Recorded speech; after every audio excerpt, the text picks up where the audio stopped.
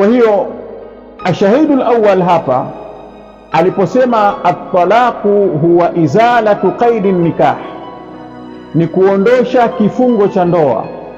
Lau engelisimama hapa, taarifu hii ingekusanya vitu vingi ambavyo haviingii katika talaka. Ndio maana akafanya istidraki kwa kusema bighairi iwadhin, bila ya badala.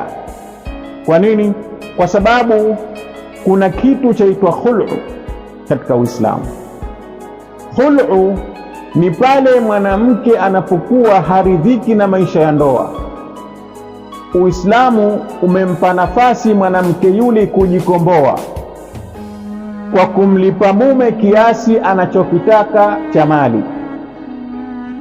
Akishalipa ile mali, mwanamke anakuwa yuko huru baada ya kuachwa na mumewe. Hii ni khulu'. Khulu' ni lazima mwanamke alipe mali kwa mume, lakini talaka haina malipo. Talaka ni mume anamuacha mke na halipi chochote.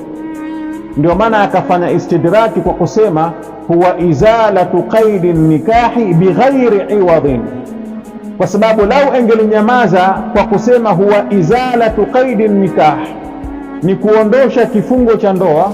Hata khul'u ni kuondosha kifungo cha ndoa, ni kuvunja ndoa, lakini kuna tofauti. Khul'u si talaka.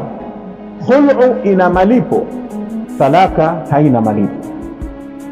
Kwa hiyo akasema huwa izalatu qaidi nikahi bighairi iwadhin, kisha akaweka qaidi nyingine. Hakutosheka na hivyo, akasema bisighati taliq, kwa sigha, kwa kutumia neno taliq. Kwa nini? Kwa sababu kuna aina ya kuvunja ndoa ambayo haitumii tamko maalum. Talaka ina tamko maalum, hairuhusiwi kutumia neno lolote. Ni lazima useme zaujati fulana taliq, mke wangu fulana ameachika. Hii ndio sigha ya talaka.